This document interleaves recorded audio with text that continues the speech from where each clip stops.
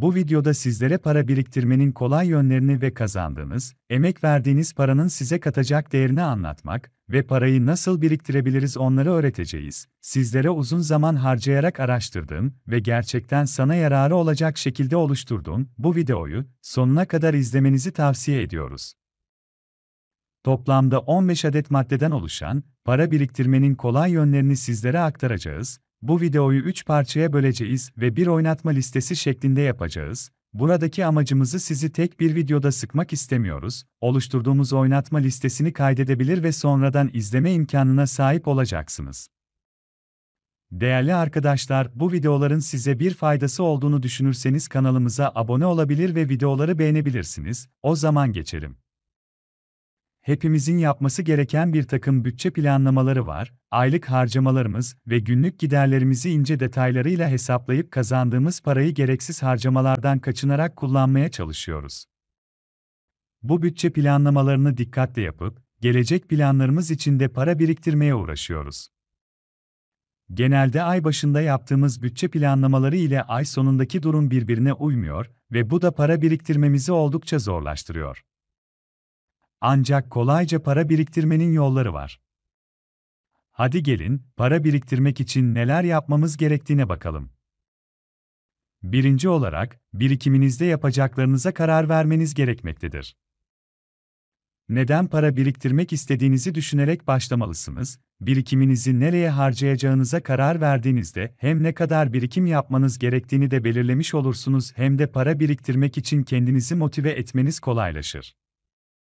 Birikiminizde bir araba almak mı istiyorsunuz yoksa paranızı eğitim için mi harcamak istiyorsunuz? Paranızı nereye harcayacağınıza karar verdikten sonra bunun size getireceği artıları sıralayın. Örneğin, araba aldığınızda toplu taşıma kullanmaktan ya da yürümekten kurtulacaksınız. Böyle pozitif yönleri düşünmek sizi daha da teşvik edecektir. Eğer araba, ev, eğitim gibi amaçlar için biriktirmeniz gereken para çok fazlaysa ve bu sizin motivasyonunuzu düşürecekse kendinize ufak hedefler koyarak başlayın. Mesela evinize almak istediğiniz bir mutfak aleti için para biriktirmeyi hedefleyin. Bu birikim hedefine ulaşıp o mutfak aletini aldığınızda daha fazla para biriktirmek isteyeceksiniz. İkinci olarak, hayal kumbarası oluşturun. Yani ne demek istiyorum, hemen açıklayalım. Para biriktirmenin diğer yollarına geçmeden önce bu ufak ama motive edici öneriden de bahsetmeliyiz. Biriktirdiğiniz parayı ne için harcayacağınızı belirledikten sonra kendinize bir kumbara edinin. Evdeki bir kavanozun kapağına bir delik açarak kendinize bir kumbara da oluşturabilirsiniz.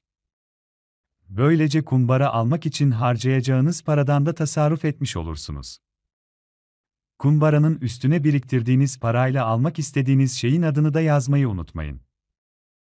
Eğer bir seyahat planı için para biriktiriyorsanız o şehrin simgesi olan bir yapının ya da paranızı araba almak için kullanacaksanız istediğiniz arabanın fotoğrafını kumbaranın üstüne yapıştırabilirsiniz. Ayrıca her gün elimize geçen birçok bozuk parayı farklı pantolonların ya da montların cebinde bırakıp unutuyoruz. Akşam eve geldiğinizde bu kumbaraya bozuk paralarınızı atarak kumbaranın dolduğunu hissettikçe daha da motive olabilirsiniz. Şimdi ise üçüncü maddemize gelelim. Bu maddede, aylık bütçenizi yaparken önce birikim tutarınızı belirlemeniz gerektiğinden bahsedeceğiz. Gelin bunu da kısa ve öz bir şekilde açıklayalım. Her ay başında aylık harcamalarınızla ilgili bir bütçe çıkarıyorsunuz, ödemelerinizi planlıyor, o ay içinde çıkabilecek ekstra harcamalarınız için ayıracağınız miktarları belirliyorsunuz.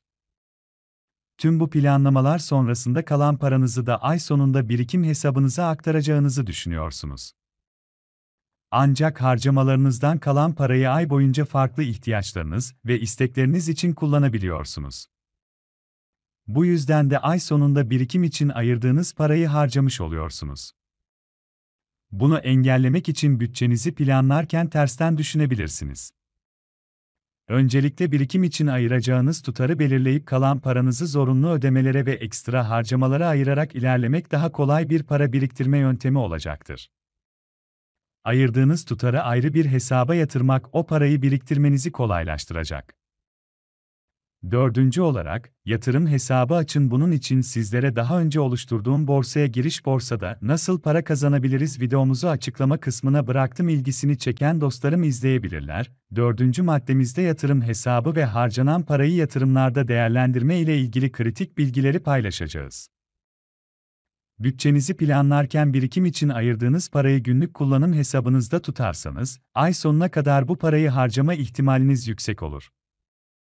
Birikiminizi ayrı bir bankada ya da hesapta tutmak o parayı unutmanızı kolaylaştıracaktır. Özellikle uzun vadeli bir hesap açarsanız vade süreniz dolana kadar birikim için ayırdığınız parayı kullanmazsınız. Ayrıca vadeli hesap ya da mevduat hesapları birikiminizin artışına da katkı sağlar. Vadesiz hesabınızın bulunduğu bankanın faiz ve mevduat oranlarını inceleyerek başlayın ama sadece bir bankaya bağlı kalmayın. Farklı bankaların sunduğu oranları da öğrenerek sizin birikim hedefinize en çok uyan bankayı seçin. Mevduat hesabı yerine döviz ya da altın hesabı tercih edebilirsiniz. Yatırım hesabınızı ve bankanızı seçerken hedefinizi ve planlarınızı göz önünde bulundurarak sizin için en uygun faiz oranını seçmelisiniz. Beşinci maddemizde, harcamalarınızı not alın. Neden not almalısınız? Size harcamalarınızı not almanızın katkısı ne olacak gibi sorulara cevap verdik, o zaman anlatalım. Ya elektrik faturası, internet faturası, doğalgaz, aidat gibi her ay düzenli olan giderlerinizin toplam ederini biliyor olabilirsiniz ama ay boyunca yaptığınız diğer harcamalarla ilgili hesaplamalar yapıyor musunuz? Market alışverişlerinize aylık ne kadar harcadığınızı ya da ulaşım masraflarınızın toplam ne kadar tuttuğunu bilmiyor olabilirsiniz. Ay sonunda paranız bittiğinde, nereye bu kadar para harcadım diye düşünüyorsanız, harcamalarınızı not almanın zamanı gelmiş demektir. Kullandığımız mobil bankacılık uygulamaları sayesinde gün içindeki tüm harcamalarımızı görebiliyor olsak da farklı bir yere not almak bütçe yönetimi konusunda yardım sağlayabilir. Harcamalarınızı telefonunuzun not defterine yazmayı tercih edebilirsiniz. Ayrıca masraflarınızı tek tek not alabileceğiniz uygulamalar da var. Telefonunuza bu uygulamaları indirerek deneyebilirsiniz. Kalem kalem tüm harcamalarınızı yazdığınızda ekstra harcamalarınızı görüp hangi konuda kendinizi limitleyebileceğinizi de belirleyebilirsiniz. Değerli izleyicilerimiz, bu maddeleri oynatma listesi şeklinde ele aldık. Diğer videoları açıklama kısmına bıraktık. Elimizden geldiği kadar sizlerle kaliteli videolarımızı paylaşıyoruz. İzlediğiniz bu videonun ve kanalımızdaki diğer videoların size bir faydası olduğunu düşünüyorsanız, videoyu beğenip abone olabilirsiniz. Beni dinlediğiniz için teşekkür ederim, saygılarımla.